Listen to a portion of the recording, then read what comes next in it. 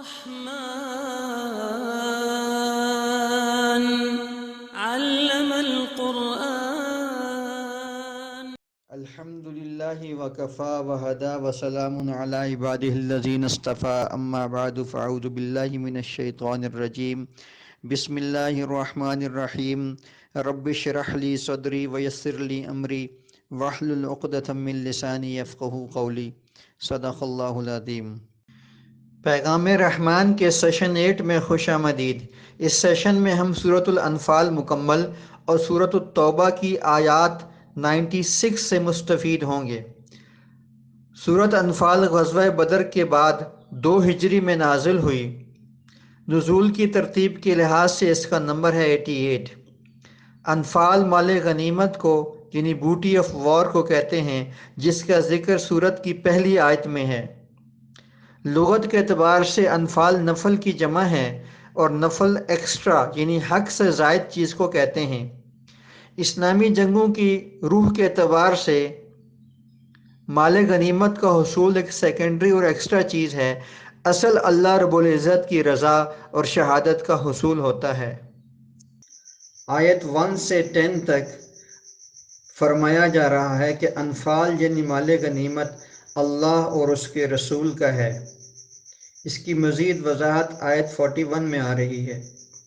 پھر اللہ فرماتے ہیں مومن تو وہی ہیں کہ جب اللہ کا ذکر کیا جاتا ہے تو ان کے دل کانپ جاتے ہیں، جب ان کے سامنے اللہ کی آیات کی تلاوت کی جاتی ہے تو ان کا ایمان بڑھتا ہے، وہ اللہ پہ بھروسہ کرتے ہیں، نماز پڑھتے ہیں، زکوٰۃ ادا کرتے ہیں اور یہ پکے مومن ہیں۔ ان کے لیے بخشش ہے، رزق کریم ہے اور بلند درجوں کی بشارت ہے۔ اگرچہ بعض مومنوں کو پسند نہ تھا لیکن اللہ نے آپ کو مدینہ منورہ سے نکالا۔ بدر سے قبل نبی اکرم صلی اللہ علیہ وسلم نے مشورہ کیا کہ ایک طرف سے قریش کا تجارتی قافلہ آ رہا ہے اور دوسری طرف قریش کا مسلح لشکر ہے۔ اللہ نے تمہیں کسی ایک پر فتح دینے کا وعدہ کیا ہے، تم کس طرف جانا چاہتے ہو؟ تو عام مسلمانوں نے کہا کہ تجارتی قافلے کی طرف جائیں گے کیونکہ ان سے مقابلہ آسان تھا، جبکہ اللہ چاہتے تھے کہ مقابلہ مسلح لشکر کے ساتھ ہو اور اسے شکست دے کر ثابت کیا جائے کہ اہمیت وسائل کی نہیں اللہ کی مدد کی ہوتی ہے۔ اس طرح حق اور باطل میں واضح فرق ہو جائے گا۔ پھر اللہ نے تمہاری دعا پر خوشخبری کے لیے 1000 فرشتے بھیجے۔ آیات 11 سے 19 میں فرمایا جا رہا ہے کہ اللہ نے اونگ دے کر اور بارش بھیج کر مسلمانوں کی مدد کی۔ اللہ نے فرشتوں سے کہا کہ مسلمانوں کو ثابت قدم رکھنا اور کافروں کو ہاتھوں اور گردن پر مارو، یہ ان کے لیے دوزخ کا عذاب ہے۔ پھر مسلمانوں کو تلقین کی گئی ہے کہ وہ کفار سے جنگ کی صورت میں ہرگز پیٹھ نہ دکھائیں، جس نے بغیر کسی جنگی تدبیر کے پیٹھ دکھائی تو اس کا ٹھکانہ جہنم ہوگا۔ پھر اللہ نے فرمایا کہ ان کا قتل تم نے نہیں کیا، اللہ نے کیا ہے، جس سے کفار کی تدبیریں کمزور کر دی گئیں۔ پھر فرمایا گیا اے کافرو، تمہیں اس پہلے مارکے میں فتح پانے کا انتظار تھا، تم نے دیکھ لیا کہ فتح مسلمانوں کی ہوئی، اب بھی باز آ جاؤ، تمہاری عددی کثرت کے مقابل میں ہمیشہ مسلمانوں کے ساتھ ہوں گا۔ یہ مضمون سورہ توبہ کی آیت 2 اور 3 میں بھی وَاعْلَمُوا أَنَّكُمْ غَيْرُ مُعْجِزِ اللَّهِ کے ساتھ بھی آیا ہے۔ آیت 20 سے 28 میں مسلمانوں کو حکم ہے کہ اللہ اور اس کے رسول کی اطاعت کرو اور یہود کی طرح سنی انسنی نہ کر دینا، اور اللہ کے رسول کی پکار پر لبیک کہو۔ ایسا نہ ہو کہ اللہ تمہارے دلوں کو پھیر دے، اس کے بعد تم نیکی سے محروم ہو جاؤ گے۔ اور پھر فرمایا کہ اللہ اور اس کے رسول کے ساتھ خیانت اور آپس میں ایک دوسرے کے ساتھ خیانت نہ کرنا۔ آیت 29 سے 37 میں خطاب ہے اے مسلمانوں، اگر تم تقوی کی روش پر کاربند رہو گے تو اللہ تمہیں حق و باطل کے مارکے میں کامیابی عطا کرے گا اور تمہارے گناہ بخش دے گا۔ مشرکین نے تو نبی پاک صلی اللہ علیہ وسلم کو قید کرنے، قتل کرنے یا جلاوطن کرنے کا منصوبہ بنایا تھا، لیکن اللہ کی تدبیر غالب رہی۔ یہ کفار قرآن کو پرانی کہانیاں کہتے ہیں اور اسے نہ ماننے کی پاداش میں آسمان سے عذاب لانے کا آپ سے کہتے ہیں۔ آپ کہہ دیں کہ نبی کے ہوتے ہوئے تو عذاب آنے کا نہیں، ان کا عذاب تو مسجد حرام سے روکنے پر ہی بنتا تھا، اور یہ آپ کی نماز کے دوران سیٹیاں بجاتے ہیں اور تالیاں بجاتے ہیں، انہیں عذاب کا مزہ چکھایا جائے گا۔ پھر فرمایا کہ مشرکین اس وقت حق کا راستہ روکنے کے لیے خوب مال خرچ کر رہے ہیں، یہ مال عنقریب ان کے لیے حسرت بن جائے گا، وہ دنیا میں ذلیل ہوں گے اور قیامت کے دن ہمیشہ ہمیشہ جہنم میں ڈال دیے جائیں گے۔ آیت 38 سے 44 میں اللہ فرما رہے ہیں کہ ان کافروں سے کہہ دو کہ اگر یہ باز آ جائیں تو پرانے گناہ معاف کر دیے جائیں گے، اور پھر فرمایا اور ان سے لڑتے رہو یہاں تک کہ فتنہ نہ رہے اور دین سارے کا سارا اللہ کے لیے ہو جائے۔ اگر وہ نہیں مانتے تو اللہ آپ کا مولا و مددگار ہے۔ آیت 44 سے 10ویں پارے کا آغاز ہو رہا ہے، جس میں اللہ فرماتے ہیں کہ مال غنیمت کا 1/5 یعنی 1/5 اللہ اور اللہ کے رسول کا ہے، یعنی بیت المال میں جائے گا، اور باقی 4/5 مقاتلین کا ہے اور مجاہدین میں تقسیم ہوگا۔ پھر اللہ فرما رہے ہیں کہ مسلمانوں اور کفار کے لشکر کو ایک جگہ میں جمع کرنا اور ایک کو دوسرے کو چھوٹا دکھانا، اس سے مقصد اللہ کی مشیت کا پورا کرنا تھا کہ یہ دونوں آپس میں لڑیں اور فیصلہ ہو جائے۔ آیت 45 سے 48 میں تلقین کی جا رہی ہے کہ جب بھی کفار کے ساتھ جنگ میں تمہارا سامنا ہو تو ڈٹ کر ان کا مقابلہ کرنا اور کثرت سے اللہ کو یاد کرنا، اللہ اور اس کے رسول کی اطاعت کرنا، اور آپس میں جھگڑا مت کرنا۔ ایسا کرو گے تو ڈھیلے پڑ جاؤ گے اور تمہارا رعب ختم ہو جائے گا، اور تکبر اور ریاکاری سے نہ نکلنا۔ پھر فرمایا کہ شیطان بڑے وعدے کر کے کفار کے ساتھ آیا تھا، لیکن عین میدان جنگ میں جب اس نے فرشتوں کو دیکھا تو بھاگ گیا۔ آیت 49 سے 58 میں منافقین کا یہ قول نقل کیا گیا ہے کہ اہل ایمان کو ان کے دین نے دھوکے میں ڈال دیا ہے کہ بڑے لشکر سے ٹکرا گئے۔ جواب یہ دیا گیا کہ اہل ایمان نے تو اللہ پہ بھروسہ کیا اور اللہ نے ان کی مدد کی۔ منافقین موت کے ڈر سے میدان میں نہیں آتے، لیکن جب بستر پر بھی انہیں موت آئے گی تو فرشتے ان کے چہروں اور پیٹھوں پر ضربے لگائیں گے اور ان سے کہیں گے کہ اپنی بزدلی کا مزہ چکھو۔ آل فرعون اور ان سے پہلوں کو ان کے کفر اور تکذیب کے سبب عذاب دیا گیا، ایسے ہی تمہیں بدر سے سبق حاصل کرنا چاہیے۔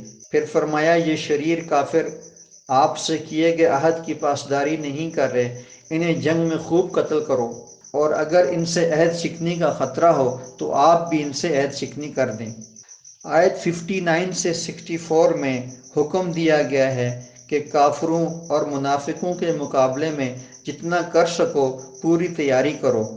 اس مقصد کے لیے جو مال اللہ کی راہ میں خرچ کیا جائے گا اس کا بھرپور اجر دیا جائے گا، اور کسی کے ساتھ کوئی ظلم اور ناانصافی نہیں کی جائے گی، اور اگر وہ صلح کی طرف آنا چاہیں تو آپ بھی صلح کر دیں، اور اگر وہ دھوکہ دیں تو تمہارے لیے اللہ کافی ہے۔ اللہ نے مومنوں کی جماعت سے آپ کی مدد کی جن کے دلوں میں اللہ نے الفت ڈال دی، اور وہ آپ کے لیے کافی ہیں۔ آیت 65 سے 69 میں حکم ہے کہ مومنوں کو موٹیویٹ کریں۔ جم کر لڑنے والے 20 مومن بھی 200 کفار پر غالب آئیں گے، اور 100 مسلمان 1000 کفار پر غالب آئیں گے۔ اب کمزوری آ گئی ہے تو حکم بھی نرم کر دیا گیا ہے، 100 مومن 200 کافروں پر اور 1000 مومن 2000 کافروں پر غالب آئیں گے۔ نبی اکرم صلی اللہ علیہ وسلم نے بدر میں قید کیے گئے کفار کو فدیہ دے کر چھوڑنے کا فیصلہ کیا۔ اس پر اللہ تعالیٰ نے آپ کو متوجہ فرمایا کہ ایسا کیوں کیا گیا؟ ابھی تو ضروری تھا کہ کفار کی کمر توڑنے کے لیے انہیں قتل کیا جاتا، لیکن اللہ نے آپ سے درگزر فرمایا، اور جو فدیہ قیدیوں سے لیا ہے وہ مال غنیمت کی طرح ہے، اس سے خوب استفادہ کریں اور کھائیں۔ آیت 70 سے 75 میں بتایا گیا ہے کہ اگر ان کفار قیدیوں میں کوئی خیر ہوئی تو اللہ تعالیٰ انہیں اس سے بہتر دے گا، اور اگر انہوں نے خیانت کی تو اللہ تعالیٰ جاننے والا ہے۔ پھر ایک اصول بتایا جا رہا ہے کہ حقیقی مومن تو وہ ہیں جنہوں نے ایمان لایا، ہجرت کی اور مال اور جان سے اللہ کی راہ میں جہاد کیا، اور وہ انصار مدینہ جنہوں نے مہاجرین کو ٹھکانہ دیا اور ان کی مدد کی۔ ان سب کا آپس میں رشتہ ولایت ہے، یعنی دوستی کا رشتہ ہے۔ جنہوں نے ہجرت نہیں کی اور کفار کے ساتھ ہی رہ رہے ہیں، ان کے ساتھ آپ کا رشتہ ولایت تو نہیں ہے، لیکن ان کی مدد کریں، لیکن ایسے کفار کے خلاف مدد نہیں کرنی جن کا تمہارے ساتھ معاہدہ ہے۔ اسی طرح کفار کی آپس میں ایک دوسرے کے ساتھ ولایت اور دوستی ہے۔ اگر ایسا نہ ہو تو زمین میں فساد پھیل جائے۔ پیغام رحمان سیشن 8 کی دوسری صورت ہے التوبہ۔ اس میں 129 یعنی 129 آیات ہیں، اور نزول کی ترتیب کے اعتبار سے اس کا نمبر ہے 113۔ اس کے نزول کی مدت 8 ہجری سے لے کے 9 ہجری کے درمیان ہے۔ اس کے دو نام ہیں التوبہ۔ اس کا ذکر آیت 117 اور 118 میں ملتا ہے، جس میں بتایا گیا ہے کہ بعض اہل ایمان کی توبہ کو قبول کیا گیا تھا۔ دوسرا اس صورت کا نام براءت ہے۔ براءت کا معنی ہوتا ہے بری ہونا، اور اس صورت کی بالکل شروع میں یہ لفظ آیا ہے براءۃ من اللہ ورسولہ۔ سب سے اہم بات یہ ہے کہ اللہ کے رسول نے اس کے شروع میں بسم اللہ نہیں لکھوائی، اور یہ اپنی اصلی حالت میں آج تک چلی آ رہی ہے۔ اس صورت کے اندر آیات کی تقسیم اس طرح ہے کہ کچھ آیات فتح مکہ کے بعد نازل ہوئیں، کچھ آیات غزوہ حنین کے بعد نازل ہوئیں، کچھ آیات غزوہ تبوک پر جانے سے پہلے کی ہیں، اور آیات غزوہ تبوک کے آنے کے بعد کی ہیں، اور کچھ آیات وہ ہیں جو ذوالقعدہ 9 ہجری میں اتریں، اور آپ صلی اللہ علیہ وسلم نے حضرت علی رضی اللہ عنہ کو بولا کہ حضرت ابوبکر صدیق رضی اللہ عنہ کو، جو اس وقت امیر الحج تھے اور مکہ مکرمہ میں موجود تھے، کہ انہیں جا کر یہ آیات سنائیں، اور اس سال مشرکین مکہ کو ایک ڈکلریشن دیں کہ اللہ کی طرف سے برات کا اعلان آ گیا ہے۔ تو ترتیب کے اعتبار سے اگرچہ یہ برات والی آیات آخر میں اتری ہیں، لیکن اس صورت میں ان کو پہلے جگہ دی گئی ہے، اور اس صورت کی ابتدا انہی آیات سے ہوتی ہے۔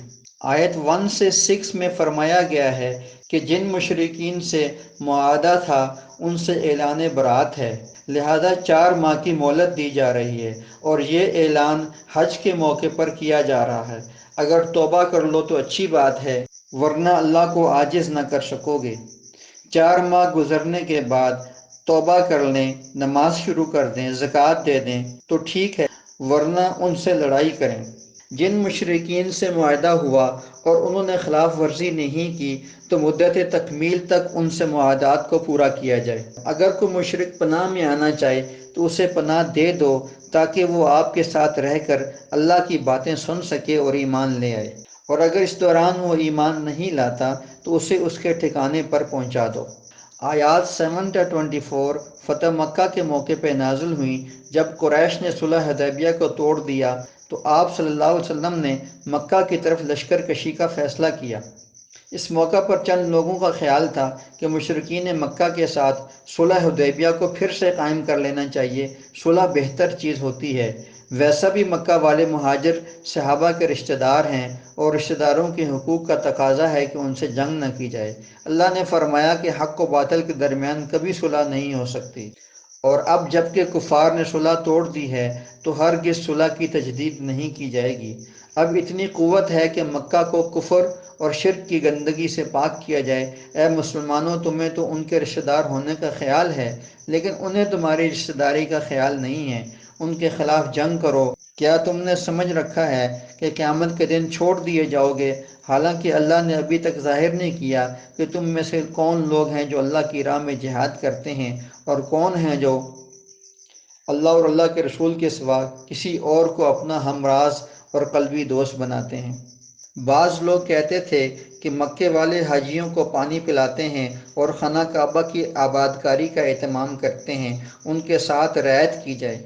اس کے جواب میں ارشاد فرمایا کہ مکہ والے کفر اور شرک کرتے ہیں، کعبہ کی آبادکاری تو ایمان لانے والے نمازی اور زکوٰۃ دینے والوں کے پاس ہونی چاہیے۔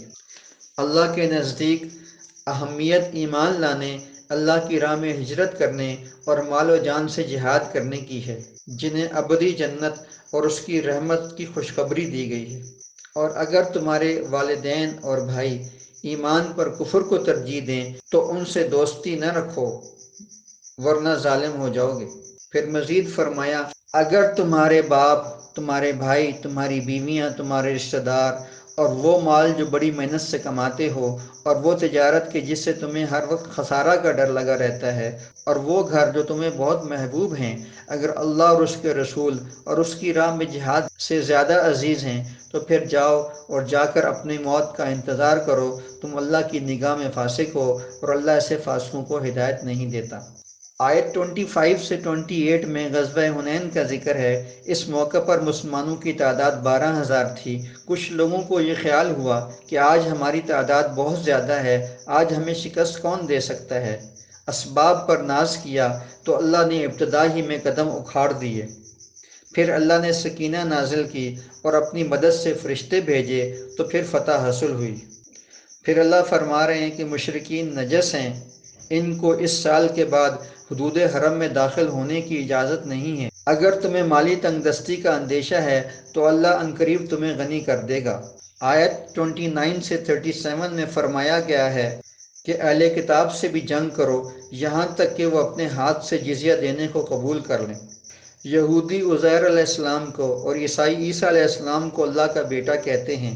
پہلے کافروں کی ریس کرتے ہوئے انہوں نے اپنے علماء، راہبوں اور عیسیٰ علیہ السلام کو اللہ کو چھوڑ کر رب بنا لیا، حالانکہ انہیں الہ واحد کی یعنی اللہ کی عبادت کا حکم دیا گیا تھا، اور یہ لوگ اللہ کے نور کو بجھانا چاہتے ہیں اور اللہ اپنے نور کو مکمل کرنا چاہتا ہے۔ پھر فرمایا، وہی تو ہے جس نے بھیجا اپنے رسول کو کامل ہدایت اور نظام حق دے کر کے تاکہ وہ اسے سارے ادیان پر غالب کر دے۔ اور پھر فرمایا کہ دنیا میں کثرت ایسے علماء سو اور دنیا دار صوفیوں کی ہوتی ہے جو ناحق لوگوں کا مال کھاتے ہیں اور اللہ کی راہ سے روکتے ہیں، مال جمع کرتے ہیں اور خرچ نہیں کرتے۔ قیامت کے دن ان کا جمع کیا ہوا سونا اور چاندی پگھلا کر ان کے جسم داغے جائیں گے اور ان کو عذاب دیا جائے گا۔ پھر فرمایا کہ اللہ نے ازل سے ہی مہینوں کی تعداد 12 متعین کی ہے، جس میں سے 4 حرمت والے ہیں، یعنی ذی القعدہ، ذی الحجہ، محرم اور رجب، اور ان میں لڑائی سے منع کیا ہے۔ لیکن اگر کفار یکجا ہو کر حملہ کریں تو آپ بھی اس کا جواب دیں۔ پھر اللہ فرما رہے ہیں کہ نسی یعنی مہینوں کو آگے پیچھے کرنا جس کا عرب میں رواج تھا، اس کو منع کر دیا گیا ہے، یعنی اس کو حرام کر دیا گیا ہے۔ آیات 38 سے آنورڈ غزوہ تبوک کا ذکر شروع ہو رہا ہے۔ یہ مشکل ترین غزوہ تھا۔ وقت کی سپر پاور روم کے ساتھ ٹکراؤ تھا، لاکھوں میں اس کی فوج تھی اور سفر بھی 600 میل کا تھا۔ گرمی پوری شدت پر تھی، سواریوں اور خوراک کی قلت تھی۔ اس موقع پر منافقین جہاد کے لیے نکلنے سے گریز کرنے لگے۔ اللہ نے حکم دیا کہ اگر تم نہ نکلے تو تمہیں سخت عذاب دے گا اور تمہاری جگہ کسی اور قوم کو لے آئے گا اور تم اللہ کا کچھ نہ بگاڑ سکو گے۔ اگر تم اس نبی کی مدد نہیں کرو گے تو اللہ نے اپنی نبی کی مدد اس وقت کی تھی جب وہ اپنے ساتھی کے ساتھ غار میں تھے، لہٰذا ہلکے ہو یا بوجھل جہاد کرو۔ آیات 43 سے 59 میں نبی پاک صلی اللہ علیہ وسلم سے کہا جا رہا ہے کہ منافقین کو پیچھے رہ جانے کی اجازت نہیں دینی چاہیے تھی۔ جہاد سے انکار تو وہی کرتے ہیں جو اللہ اور آخرت پر ایمان نہیں رکھتے، اور اگر انہوں نے نکلنے کا ارادہ کیا ہوتا تو تیاری بھی کی ہوتی۔ پھر اہل ایمان کو تسلی دی جا رہی ہے کہ اگر منافقین تمہارے ساتھ نکلتے بھی تو انتشار اور فتنے کا سبب بنتے۔ جب تمہیں کوئی کامیابی ملتی ہے تو انہیں دکھ ہوتا ہے، اور اگر تمہیں تکلیف پہنچتی ہے تو وہ خوش ہوتے ہیں۔ انہیں بتا دو کہ ہمیں تو وہی پہنچتا ہے جو اللہ نے ہمارے لیے لکھ دیا ہے، ہم غازی ہوں یا شہید، ہر صورت میں کامیابی ملے گی۔ پھر فرمایا جا رہا ہے کہ منافقین کا مالی تعاون وصول نہ کرو، کہ یہ لوگ جہاد سے بھاگنا چاہتے ہیں، ان کا ناگواری سے مال دینا اور سستی سے نماز پڑھنا پہلے سے ہی معلوم ہے۔ آپ ان کے مال و اولاد سے متاثر نہ ہوں، ان کو انہی کے اندر سے عذاب دیا جائے گا۔ یہ مضمون آگے آیت 85 میں بھی آ رہا ہے۔ یہ آپ کے وفادار نہیں، یہ جھوٹے ہیں۔ پھر اس الزام کی تردید کی جا رہی ہے کہ نبی پاک صلی اللہ علیہ وسلم تقسیم اموال میں عدل نہیں کرتے۔ اللہ فرما رہے ہیں کہ بہتر ہوتا کہ وہ نبی پاک صلی اللہ علیہ وسلم کی تقسیم پر راضی ہوتے۔ آیات 60 سے 66 میں زکوٰۃ کے مصارف بیان کیے جا رہے ہیں۔ یہ مصارف 8 ہیں: فقراء، مساکین، شعبہ زکوٰۃ کے اندر کام کرنے والے ملازمین، کفار کی دلجوئی کے لیے خرچ کرنا، غلام کو آزاد کرنے کے لیے خرچ کرنا، قرض دار کی مدد کرنا، اللہ کے رستے میں خرچ کرنا اور مسافر کی مدد کرنا۔ یہ 8 مصارف ہیں۔ پھر اللہ منافقین کی مذمت کرتے ہیں کہ وہ رسول اللہ صلی اللہ علیہ وسلم کی شان میں گستاخیاں کرتے ہیں۔ وہ کہتے ہیں کہ یہ نرے کان ہیں، یعنی ہماری سچی جھوٹی ہر قسم کی بات کو مان لیتے ہیں۔ ان کو جواب دیا گیا ہے کہ یہ رسول صلی اللہ علیہ وسلم کی مروت ہے کہ جھوٹے عذر سنتے ہیں لیکن کسی کو شرمندہ نہیں کرتے۔ اگر منافقین اپنی ایذا رسانی سے باز نہ آئے تو انہیں بدترین عذاب ملے گا۔ یہ لوگ بہانے بناتے ہیں کہ ہم تو مذاق کر رہے تھے، اور پھر ڈرتے بھی ہیں کہ قرآن میں کہیں ان کو بے نقاب نہ کر دیا جائے۔ آپ ان سے کہہ دیں کہ تمہیں بے نقاب تو پہلے سے ہی کر دیا گیا ہے اور آخرت میں عذاب ہوگا۔ آیت 67 سے 72 میں فرمایا جا رہا ہے کہ منافق مرد اور منافق عورتیں ایک دوسرے کے دوست ہیں، برائیاں پھیلاتے ہیں اور نیکیوں سے روکتے ہیں، اللہ کی راہ میں مال خرچ نہیں کرتے، اللہ نے ان پر لعنت کی ہے، اور روز قیامت ان کا حشر پہلی قوموں یعنی قوم نوح، قوم عاد، قوم ثمود، قوم ابراہیم جیسا ہوگا، وہ ہمیشہ جہنم میں رہیں گے۔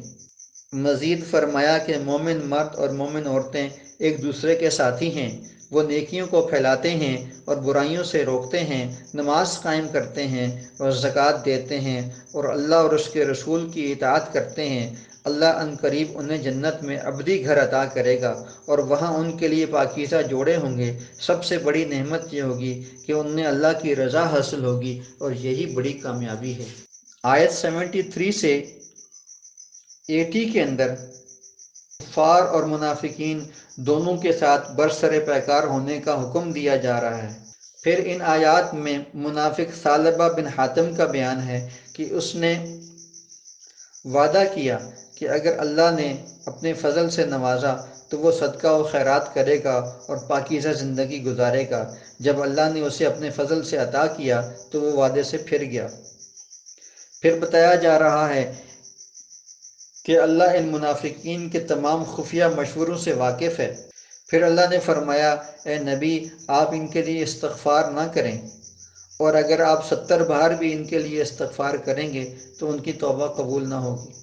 آیات 81 سے 89 میں بتایا جا رہا ہے کہ منافقین غزوہ تبوک میں شریک نہیں ہوئے اور وہ گھروں میں رہ کر بہت خوش ہوئے۔ وہ دوسروں کو بھی روکتے رہے کہ دیکھو شدید گرمی ہے، مت نکلنا۔ اے نبی آپ ان سے کہہ دیں، نار جہنم اشد حرا، جہنم کی گرمی تو اس سے بھی سخت ہے اور تمہیں خوش ہونے کے بجائے رونا چاہیے۔ پھر کہا جا رہا ہے کہ اے نبی واپسی پر ان سے کہہ دیں کہ آپ کبھی میرے ساتھ نہ نکلنا اور نہ کبھی جہاد کرنا، آپ پیچھے ہی رہنا۔ پھر آپ صلی اللہ علیہ وسلم کو حکم دیا جا رہا ہے کہ ان کی جنازہ نہ پڑھانا اور نہ ہی ان کی قبر پر جانا۔ پھر فرمایا جا رہا ہے کہ ان کے مال و اولاد سے متاثر نہ ہونا، اسی میں ان کو عذاب ہوگا۔ یہ مضمون آیت 55 میں بھی گزر چکا ہے۔ پھر بشارت دی جا رہی ہے ایسے مومن ہی کامیاب ہوں گے جو آپ کے ساتھ اللہ کی راہ میں نکلے اور جان و مال سے جہاد کرتے رہے۔ ان کے لیے ایسے باغات آراستہ کیے گئے ہیں جن کے نیچے سے نہریں نکلتی ہیں، اور یہی عظیم کامیابی ہے۔ آیات 90 سے 96 میں تبوک کے موقع پر 4 قسم کے پیچھے رہ جانے والے گروہوں کا ذکر ہے۔ پہلا گروہ وہ تھا جو جانے سے پہلے ہی بہانے بنا رہا تھا، اور یہ منافقین کا گروہ تھا، ان کے لیے دردناک عذاب ہے۔ دوسرے وہ مومن جو حقیقی عذر یا بیماری کی وجہ سے نہ جا پا رہے تھے، ان کو بشارت دی گئی کہ اللہ ان سے خوش ہے۔ تیسرے وہ مومن جو شرکت کے لیے آئے لیکن سواریاں اور اسباب نہ ہونے کی وجہ سے انہیں واپس کر دیا گیا اور وہ اس حال میں پلٹے کہ وہ رو رہے تھے، اللہ فرما رہے ہیں کہ ان کے لیے اجر ہے۔ چوتھے نمبر پہ ان منافقین کا ذکر ہے جنہوں نے سوچا تھا کہ نبی پاک صلی اللہ علیہ وسلم واپس آئیں گے تو ان کو اپنے عذر بتائیں گے۔ ان کا ذکر آیت 94 میں آ رہا ہے، جہاں سے 11ویں پارے کی ابتدا ہوتی ہے، یعتذرون الیکم اذا رجعتم الیہم۔ ایسے گروہ سے اللہ ناراض ہے۔ اے اللہ، قرآن کو ہمارے دلوں کی بہار، سینوں کا نور، دکھوں کا مداوا اور غم و تفکرات دور ہونے کا ذریعہ بنا دے، آمین۔